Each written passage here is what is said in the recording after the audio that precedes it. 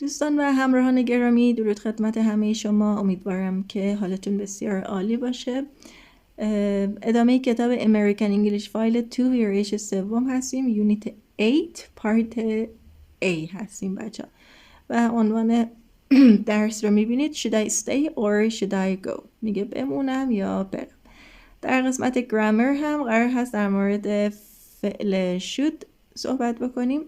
در قسمت vocabulary فعل get رو بررسی خواهیم کرد و یه سری عبارت که با این فعل استفاده میشه و در قسمت pronunciation هم این دو تا صدا رو بررسی خواهیم کرد. بریم سراغ پارت 1 reading and listening. پارت A یک پرسش به ما داده. اجازه بدین من بخونم این قسمت رو. If you have a problem that you need to talk about, do you talk to a friend or to a member of your family and why؟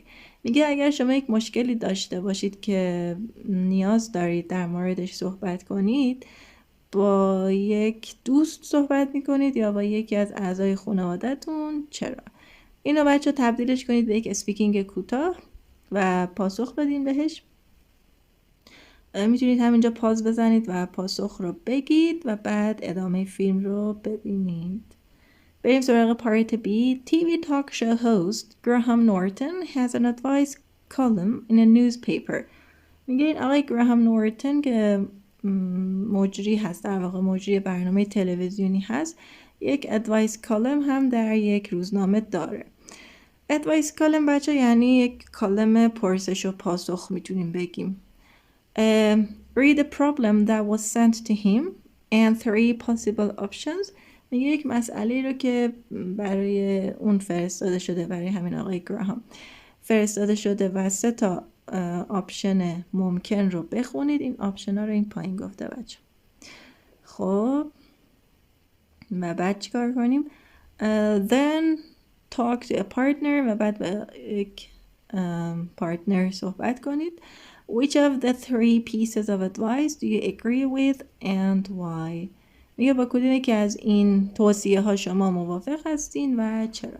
میبینید بچه advice رو جمع نبسته، نگفته 3 advices piece of advice گفته. اینو میخواین همینجا یه نوت برای خودتون بردارید، نوت بنویسید و در واقع اگه بخوایم پلورال کنیم این واژه پیس رو پلورال میکنیم، مثل همینجا 3 pieces of advice.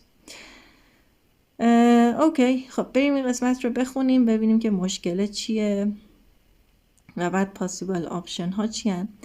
Dear گراهام عزیز، I'm 24 and my partner is 46. میگه من 24 سالمه و پارتنرم 46 سالشه. We've been together for 2 years and we have a wonderful relationship. میگه ما 2 ساله با هم هستیم و یک رابطه خارق‌العاده شگفت انگیز داریم. Wonderful relationship. I also have a great relationship with his children from his previous marriage. میگه من همچنین یک رابطه خوبی رو با بچه هاش دارم که این بچه هاش در واقع از from his previous marriage، با بچه هاش که از ازدواج قبلیش هست رابطه خوبی دارم. But I feel worried about But I feel worried when I think about our future together. میگه اما در واقع نگران هستم وقتی که در مورد آیندهمون با هم فکر میکنم. He has already lived life. اون قبلا زندگیشو کرده. He's been married, he's had children and he's owned a business. میگه اون ازدواج کرده، بچه هاش رو داره، یعنی بچه هاش رو آورده، اینجوری بگیم، and he's owned a business و صاحب یک بیزینس هم هستش.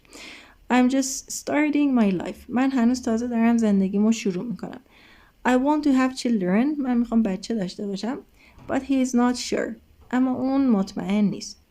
I love him and I want to be with him. من عاشق اون هستم و میخوام با اون باشم. But اما I also want to share the yes اشتباه نرفتم بچه ها. نه I also want to share the adventures of life with someone.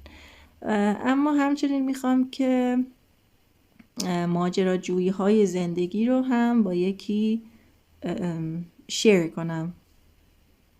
Should I leave him؟ میگه که باید ترکش کنم. Am I making my life more difficult by choosing to be with someone who's more than 20 years older than me؟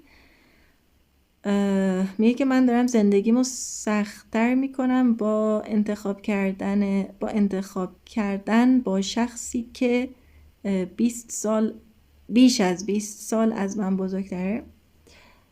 حالا بریم ببینیم که آپشن ها چیه. What should Tracy do؟ میگه تریسی باید چی کار کنه؟ should بچه یک بایدی هستش که حالت توصیه داره، یعنی یک باید اجبار نیستش، در واقع یک توصیه است. A حالا شاید ما معادل نمیدونم مناسبی توی پرژن نداریم براش، باید ترجمهش میکنیم همچنان، ولی توی انگلیسی مثلا in comparison with must، در مقایسه با must، خب must یه چیزی هستش که وقتی که استفاده میکنیم یک قانونی رو داره بیان میکنه، یک فورس، یک کاری که اون شخص مجبوره انجام بده، باید به صورت محکم و قاطع انجام بده، ولی should حالت توصیه داره. اوکی بریم سراغ اولین ادوایس. گفته که A she should leave him and find someone who is closer to her age and shares her interests. میگه اون باید اون شخص رو، یعنی تریسی باید اون آقا رو ترک کنه و شخصی رو پیدا کنه که به سنش نزدیکتره، سنش بیشتر بهش میخوره and shares her interest و علایقشان را با هم شیر کنن، علایق مشترک داشته باشند. امیدوارم یه ترجمه خوب گفته باشم. B she should think hard about what kind of man she really wants to be with before making a decision. میگه اون باید فکر کنه، بیشتر فکر کنه در مورد اینکه چه نوع مردی رو میخواد، واقعا چه نوع مردی رو واقعا میخواد که باهاش باشه قبل از اینکه یک تصمیم بگیره. اوکی و سی گفته که چرا بچه من این قسمت رو انقدر سخت میبینم. She should stay with him. قبلا اینا رو خوندم ها ولی الان چشمام یک مقدار. اوکی she should stay with him. اون باید، یعنی تریسی دیگه، بمونه با اون آقا. If she loves him، اگر دوستش داره. Being with an older man has advantages as well as disadvantages. میگه بودن با یک مردی که بزرگتر هست ادوانتج و دیسادوانتج های خودش رو داره. اوکی این از مشکلی که تریسی داره و 3 تا آپشنی که در واقع خوندیم، 3 تا توصیه، 3 تا possible advice. حالا قرار هست بچه ها به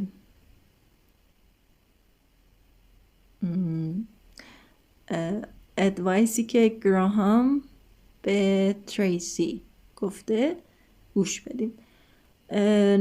خب now listen to Tracy reading Graham's advice. Which of the 3 options does Graham think is right and why؟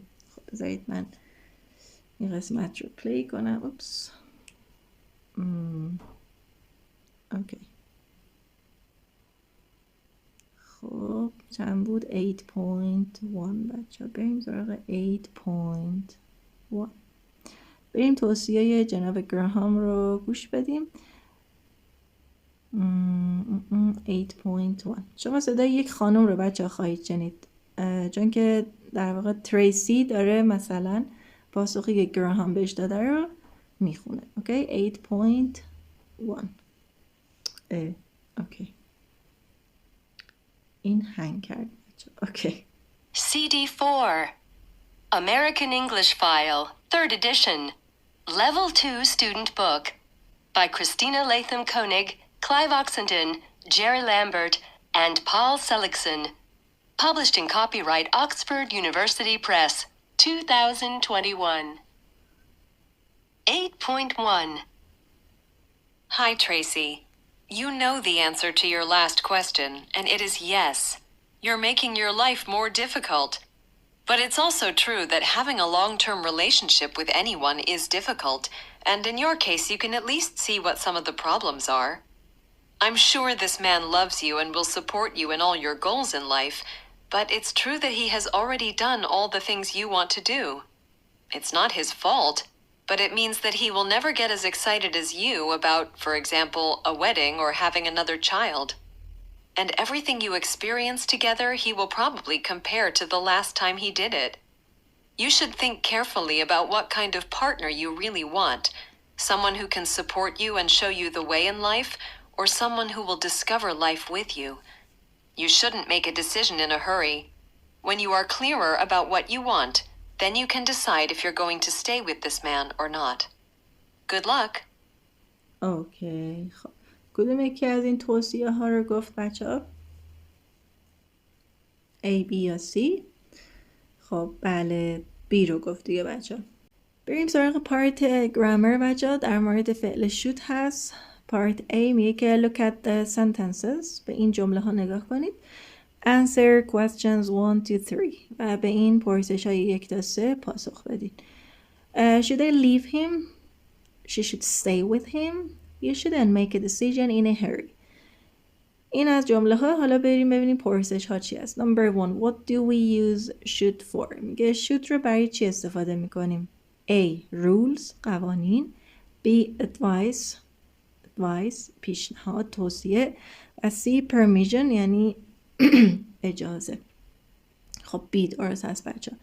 Number 2. Does should change in sentences with the third person. میگه وقتی که فاعلمون third person هست مثل این جمله She should stay with him. should تغییر میکنه. خب no. Number 3. How do we make negatives and questions with should? should بچه چون یک مودال ببخشید این پرید دوباره.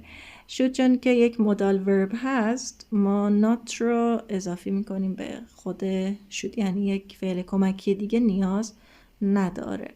should not یا حالت خلاصش shouldn't. و برای question هم جای فعل فاعل رو عوض میکنیم مثل اینجا should I leave him. اوکی بریم سراغ page 140 should و shouldn't. من این قسمت جمله ها رو بچه پلی میکنم چون که میخوام تا جای ممکن لیسنینگ زیاد باشه در ویدیو هامون. خب 8.2 let's go. 8.2. 1. You should leave your boyfriend. She's very stressed. She shouldn't work so hard. You shouldn't drink coffee in the evening. It'll keep you awake. 2. I think you should get a new job. I don't think you should speak to him. اوکی خب این از جمله ها. بریم پوینت ها رو بخونیم. Number 1. We use should or shouldn't plus verb که میبینید بچه base form استفاده میشه بعد از فعل should. میبینید you should leave, shouldn't work, shouldn't drink, should get, should speak. base form دیگه بعد از should. مثل بقیه مدال ها ما base form استفاده میکنیم. To give somebody advice or say what we think is the right thing to do. این should رو ما برای توصیه دادن استفاده میکنیم و یا اینکه گفتن یه چیزی که فکر میکنیم خوب هست. is the right thing. راه درست هست که انجام بدیم که انجام بشه. و این قسمت گفته که should و shouldn't is the same for all persons. برای تمام اشخاص هم first person, third person, second person, plural, singular برای همه یک مدل هست تغییری نمیکنه.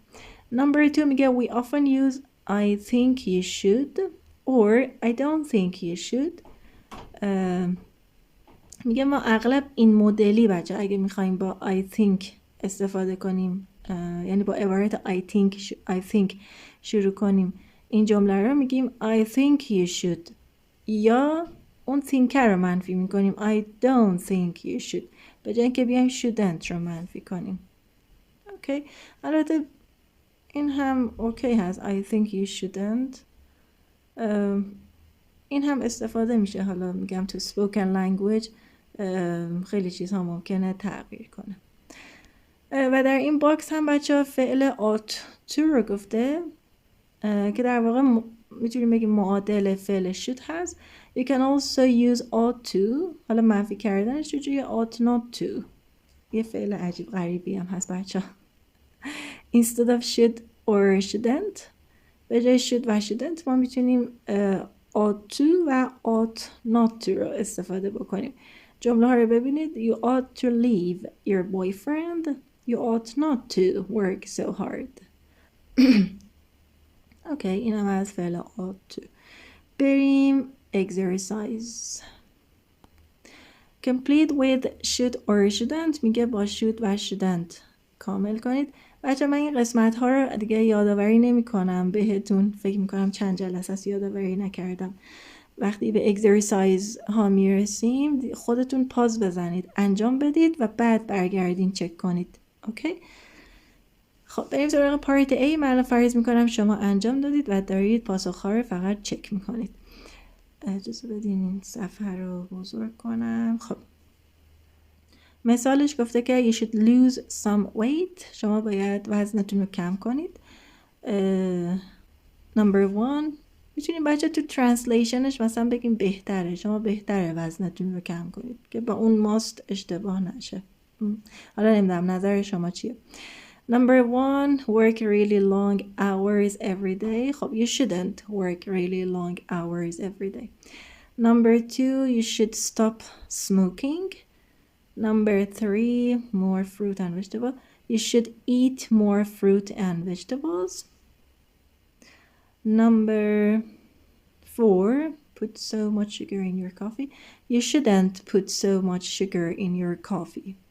Number 5 start exercise. You should should دیگه بچه بعد. You should start exercising. Number 6 you should drink less soda. Number 7 drink more water.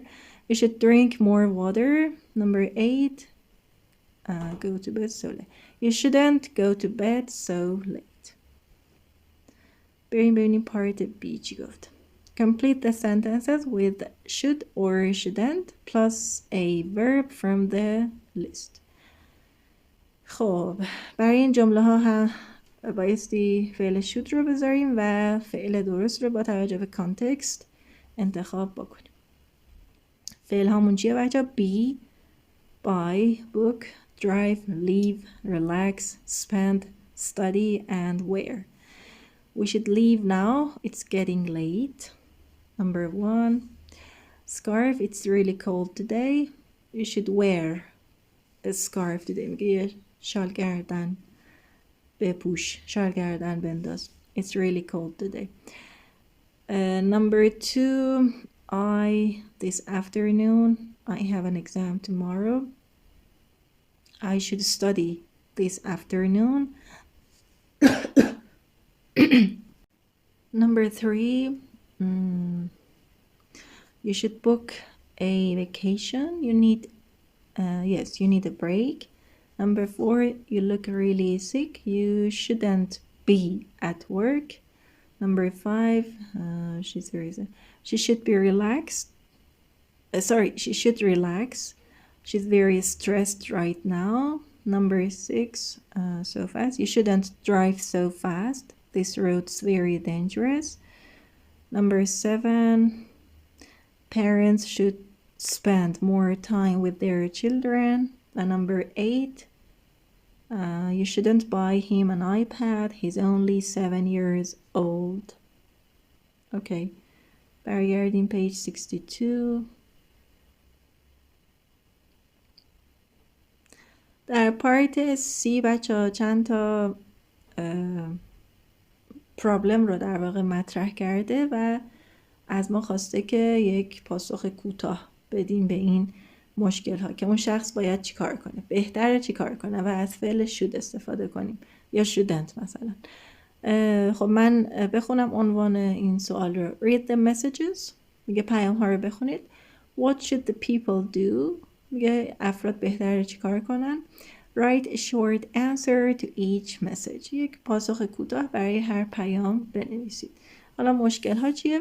My neighbors have noisy parties every weekend، میگه همسایه های من پارتی های پر سر صدا دارن هر هفته، در واقع آخر هفته. I can't sleep and it's driving me crazy، من نمیتونم بخوابم و این داره دیوونم میکنه. بچه drive somebody crazy رو هم یاد بگیرید، شاید قبلا هم گفتم I don't know، یک اصطلاح هست، یه چیزی که شما رو دیوونه میکنه. It drives me crazy، it's driving me crazy. حالا توصیه شما چی هست برای این خانم یا آقا؟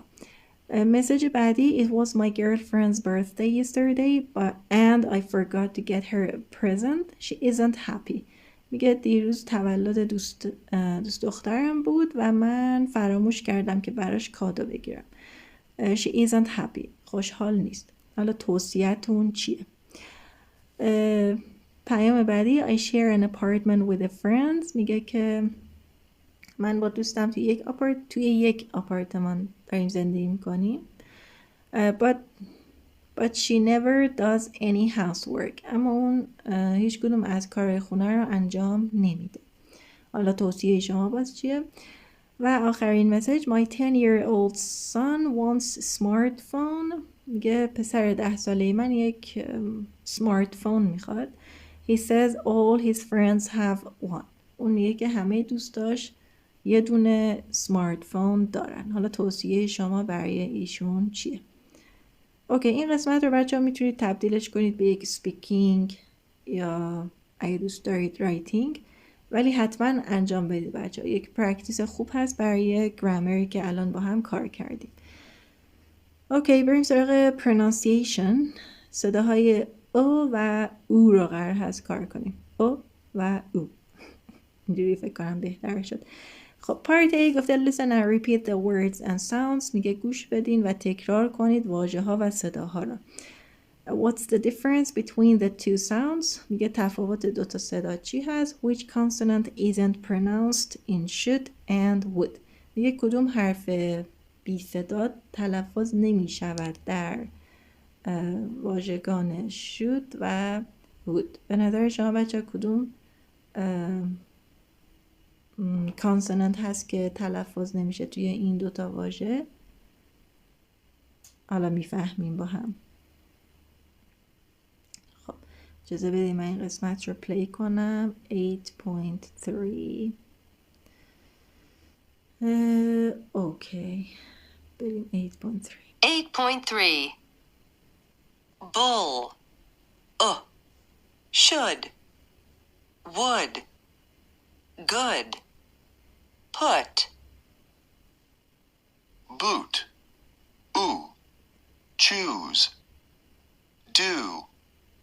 Truth. You. اوکی، خب صداها رو شنیدید بچه ها. حالا پاسخ این چیه؟ در واژگان should و would کدوم کانسونانت تلفظ نمیشه؟ خب ال بچه ها. ال سایلنته.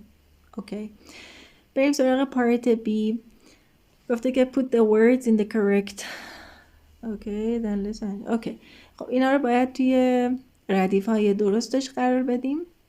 این واژگانی که داده باید ببینیم که توی این ردیف بذاریم بچه ها یا توی این ردیف. اینو حل کنید بچه ها و بعد بیاین گوش بدین و چک کنید ببینید پاسخ هاتون درست هست یا نه. اجازه بدید من یه جور نشون بدم که هم صداها دیده شه هم واژگان. اوکی، خب پس این قسمت رو بچه فیلم رو پاز بزنید انجام بدین و بعد برگردین این قسمت رو گوش بدین. 8.4 اوکی. 8.4 Bull book could strong form look pull push, boot, ooh, cool, flu, food, lose, shoes, school. اوکی، این هم از pronunciation دیگه فکر میکنم لازم نباشه من بگم دیگه، چون listening گفت. بریم سریع رد چیم بچه ها. این پارت سی رو هم گفته که practice saying the sentences. Number 1 what should I do، بر اساس حالا این صداها. Number 2 you shouldn't lose your cool. Number 3 you should tell the truth. و number 4 what school should they choose. اوکی، بریم سراغ پیج بعدی. Part 4 Speaking and listening. Look at some advice for another problem. میگه به چند تا توصیه دیگه نگاه کنید برای یک مشکل دیگر، برای یک مسئله دیگر. With a partner، با یک partner. Say what you think the problem is. فکر میکنید مشکل چی هست؟ خب اینجا در واقع اومده توصیه ها رو بچه ها داده و ما باید بفهمیم حالا مشکل چی هست. من چند لحظه سکوت میکنم، شما این قسمت رو A, B, C رو بخونید، امیدوارم واضح باشه روی اسکرین براتون.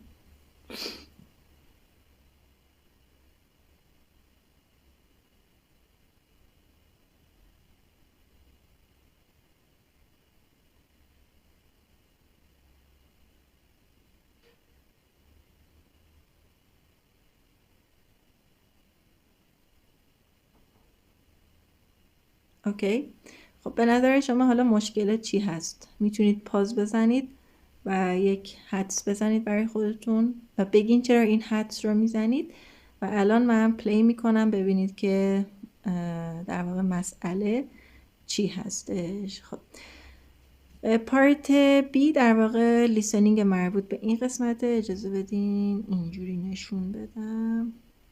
اوکی اوکی، خب 8.5 گفته که listen to Annabelle and Peter calling a radio show. خب به این خانم آنابل و آقای پیتر، آنابل و پیتر گوش میدیم که تماس گرفتن با یک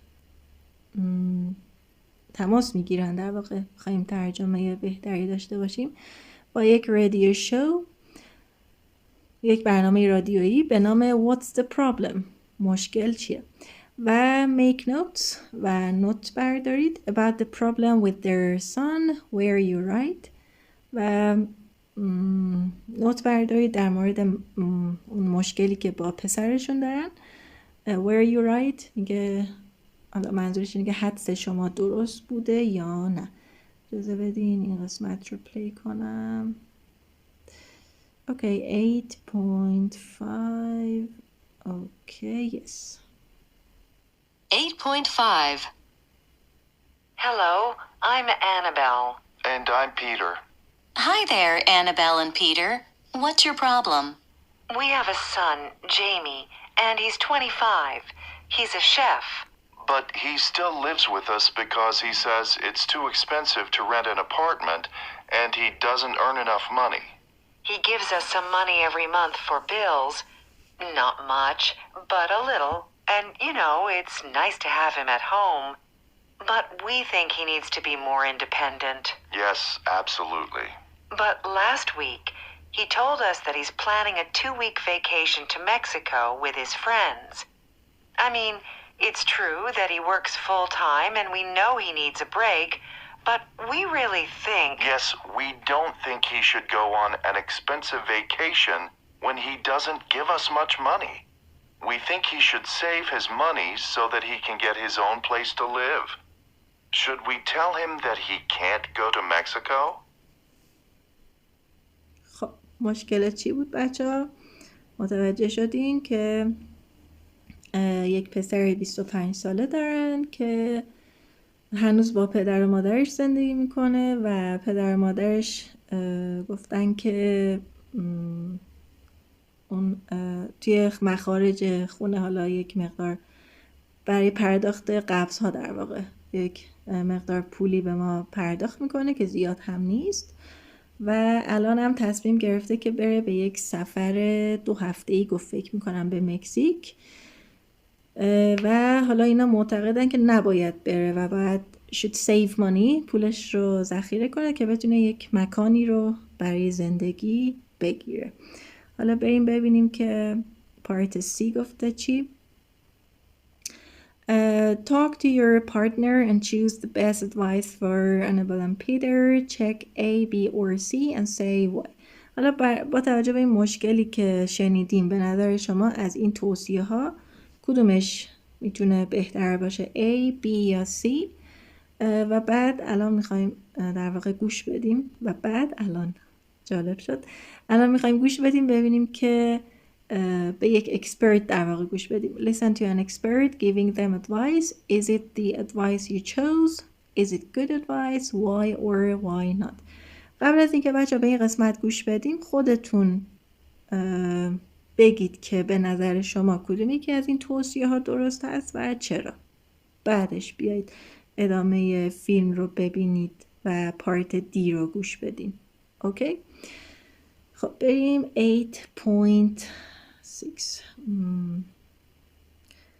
اوکی. 8.6. You know, to be honest, I think you're being a little hard on him. I mean, he's only 25. It's good that he has a job and everybody needs a vacation. My advice is that you should let him go to Mexico, but when he comes back, you should sit down with him and talk to him about starting to pay rent. That way, he'll understand that he needs to start planning for the future and to start thinking about renting an apartment. But I know from talking to other parents that there are a lot of young people still living at home in their 20s and 30s, and some of them don't even have jobs. So, in many ways, I think you're lucky. You see? That's just what I think. اوکی، کدوم توصیه رو گفت بچه؟ سی رو گفت. حالا شما موافق هستید یا مخالف میتونید نظرتون رو بیان کنید. فیلم رو پاز بزنید و بگین این توصیه خوب نیست به این دلیل، خوبه به این دلیل. اوکی، اینم از این بخش. بریم سراغ پارت ای 8.7. 8.8 گفته که تمامی استپ های A تا D، یعنی این قسمت بچه، که اول توصیه ها رو خوندیم و بعد بعدش اون پرابلم رو حدس زدیم و بعد پرابلم رو گوش کردیم و بعد توصیه رو گوش کردیم. تمام این استپ ها رو گفته که ریپیت کنید برای نیک. Repeat A to D for نیک. و همچنین این بخش هم برای جین داریم. بریم این قسمت رو هم گوش بدیم. خب باز بچه من سکوت میکنم، شما این توصیه ها رو بخونید A تا C و حدس بزنید که چه پرابلمی داره نیک.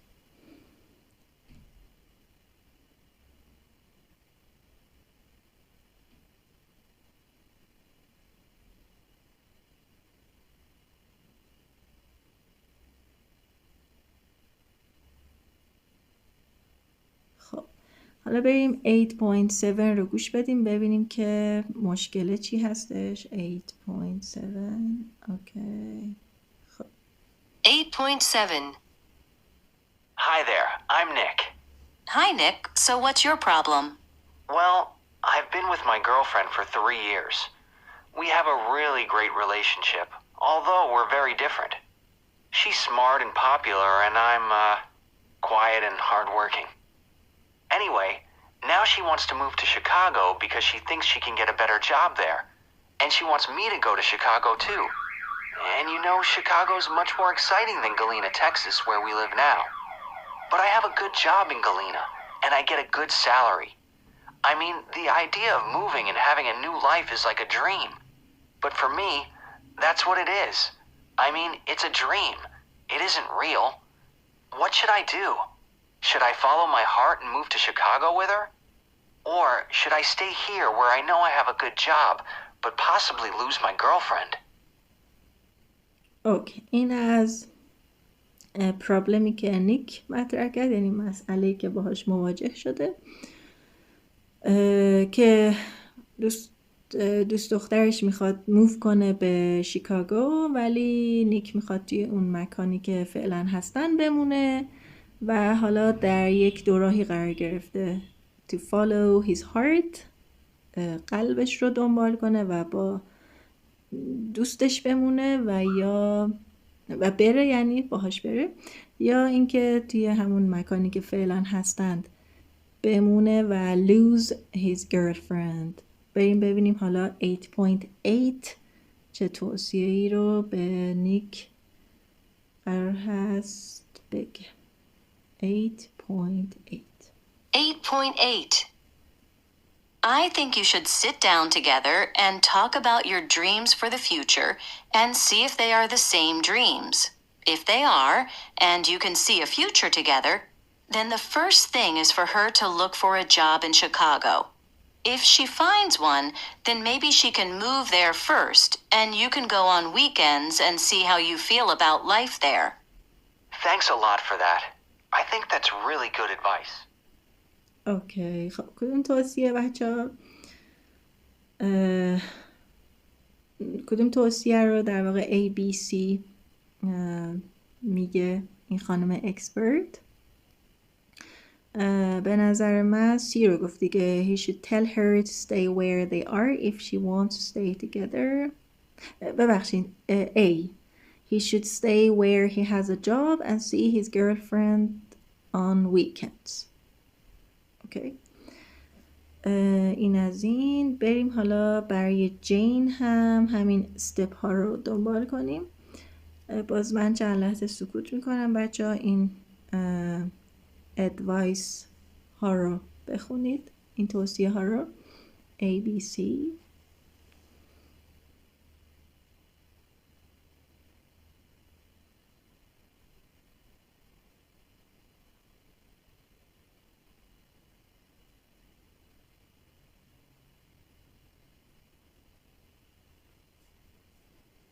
خب با توجه به این توصیه ها فکر میکنید مشکل چی هست؟ پاز بزنید و در موردش صحبت کنید. حالا من پلی میکنم 8.9 رو، ببخشید 8.9 رو پلی میکنم، ببینید که حدس شما چقدر درست هست در مورد اینکه پرابلم چیه. 8.9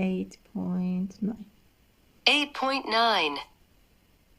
Hello, my name's Jane. Hi, Jane. Why are you calling?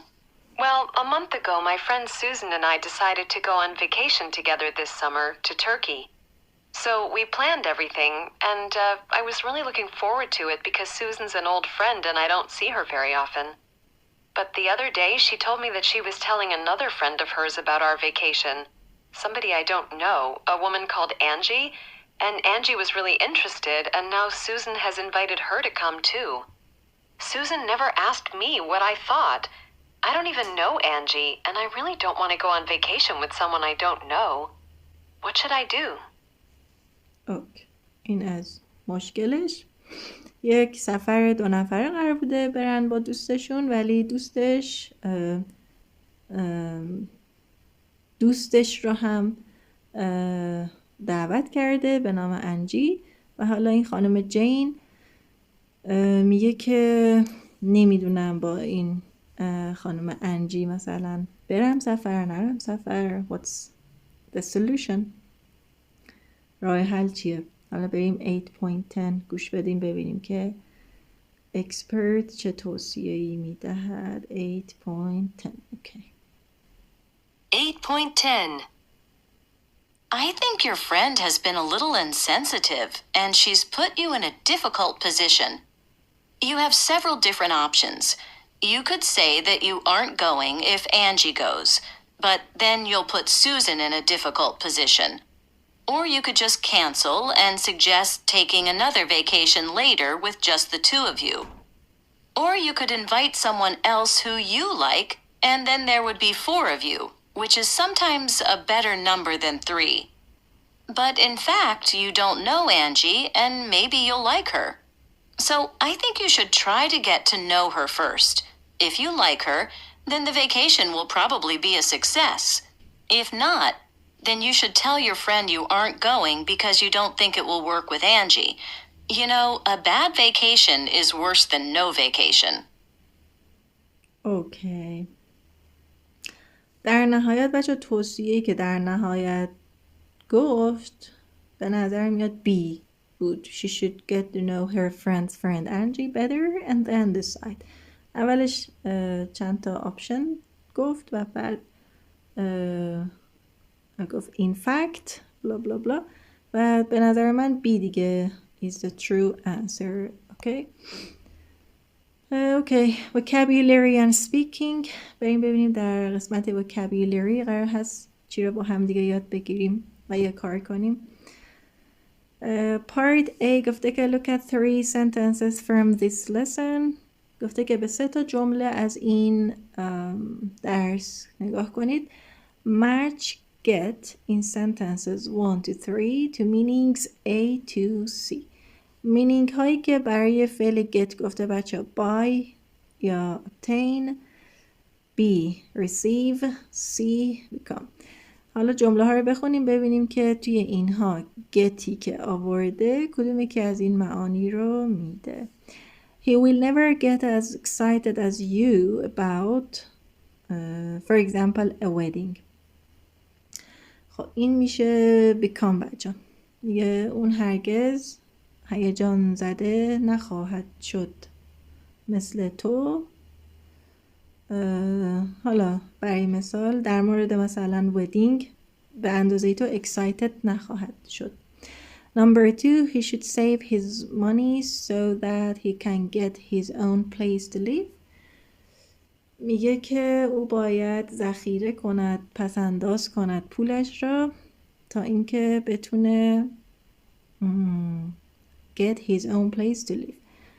بخره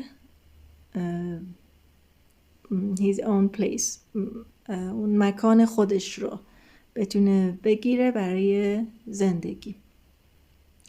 این میشه بچه در واقع مچ میشه با A به معنی buy یا obtain میتونیم بگیم. و number 3 I get a good salary. من میگیرم یک حقوق خوب که خب اینجا get هم معنی میشه با receive یعنی دریافت کردن. اوکی بریم صفحه 159 ببینیم که در مورد فعل get قرار هست چی رو کار کنیم. توی باکس اول گفته که get is one of the most common verbs in English. میگه یکی از رایج ترین فعل ها در زبان انگلیسی get هست.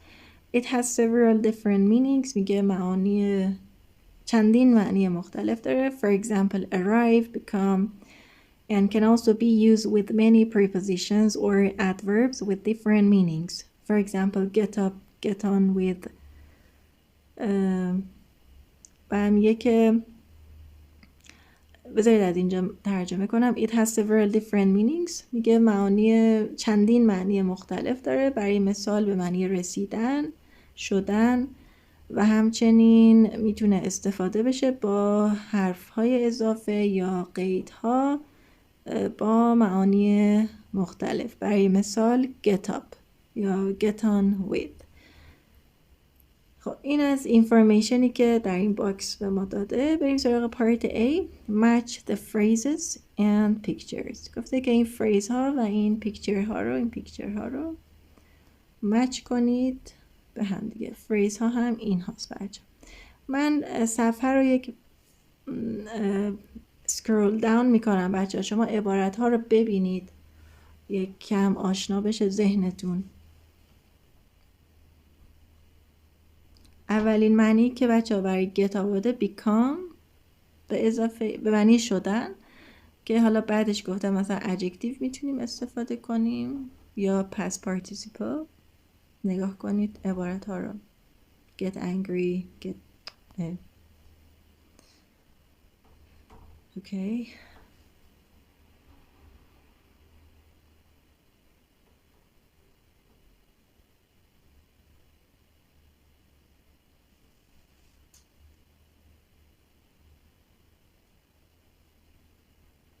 دومین معنی که برای get گفته بچه ها become هست، معنی شدن به اضافه صفات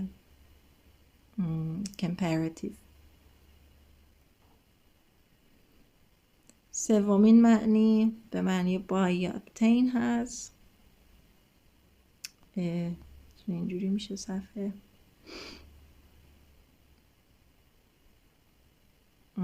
اینجا بودیم.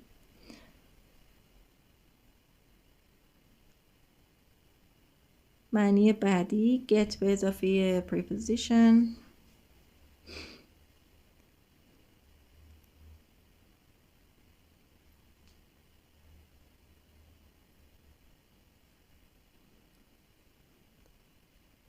معنی بعدی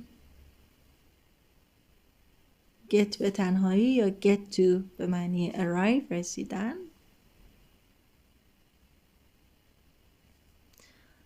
و آخریش به معنی دریافت کردن. اوکی، حالا من دیگه فقط پیکچر ها رو بچه ها نشون میدم و صفحه رو تکون خواهم داد دیگه. اوکی، اجازه بدین قسمت رو پلی کنم. چند بود؟ 8.11 yes. اوکی. تا من این لیسنینگ رو پریپر میکنم شما عکس ها رو یک نگاهی بیاندازید. 8.11 Okay, it's here. 8.11 Get. 7 Get angry. 3 Get divorced. 5 Get in shape. 4 Get lost. 2 Get married. 1 Get nervous. 6 Get ready. 9 Get better. Get worse. 8 Get colder. 11 Get a job. 12 Get a newspaper. 10 Get a ticket. 13 Get along with somebody. 16 Get into a car. 15 Get on a bus. 14 Get up. 18 Get home. 19 Get to school. 17 Get to work. 21 Get an email. 20 Get a present. 22 Get a prize. اوکی، اینم از این. اگر بچه ها نیاز هست که این عبارت ها رو بیشتر تمرین کنید، خب فیلم رو برگردونید و دوباره گوش بدین و سعی کنید اینها رو به صورت در واقع منظورم اینه که این واژگان رو، این عبارت ها رو اکتیویت کنید برای خودتون. سنتنس میکینگ داشته باشید. یکی از بهترین راه ها ساخت جمله است بچه ها. این عبارت هایی که الان با get یاد گرفتیم رو میتونید توی جمله استفاده کنید. یه مقدار باهاش اسپیکینگ در واقع کار کنید دیگه. بستگی داره به مدلی که شما میتونید راحت تر اکتیویت کنید این واژگان رو. برگردیم پیج 63 ببینیم که چه چیزی باقی مانده است که بگوییم. ببخشید بچه. Party in pairs ask and answer the questions with get. گفته که بپرسید و پاسخ دهید این پرسش ها را با get. پرسش ها رو من میخونم دیگه، پاسخش بر عهده خودتون به عنوان یک سپیکینگ یا رایتینگ میتونید پاسخ این جمله ها رو یا بنویسید و یا بگید بچه. خب من فقط میخونم پرسش ها رو. Number 1, when was the last time you got a present? What was it? Who was it from? میگه آخرین باری که یک جایزه یعنی هدیه گرفتید کی بوده و اون هدیه چی بوده و از طرف کی بوده. Number 2, do you usually get nervous before exams or presentations? میگه معمولا قبل از اگزم شما نروس میشید، یعنی حالت استرسی. What do you do to feel more relaxed? میگه استرسی و عصبی مثلا شاید بگیم معادل نروس رو. نمیدونم شما چه معادلی بچه برای نروس میگید. حالا میگه که what do you do to feel more relaxed؟ چی کار میکنید که احساس آرامش بیشتری داشته باشید. Number 3, what website do you use if you want to get tickets؟ چه وبسایتی استفاده میکنید وقتی که میخواید بلیط بگیرید. حالا چه بلیطی؟ A, to travel برای سفر or B, for the movies, theater, concerts یا برای مثلا سینما، تئاتر و کنسرت. Number 4, who do you get along with best in your family؟ میگه بیشتر از توی خانواده‌تون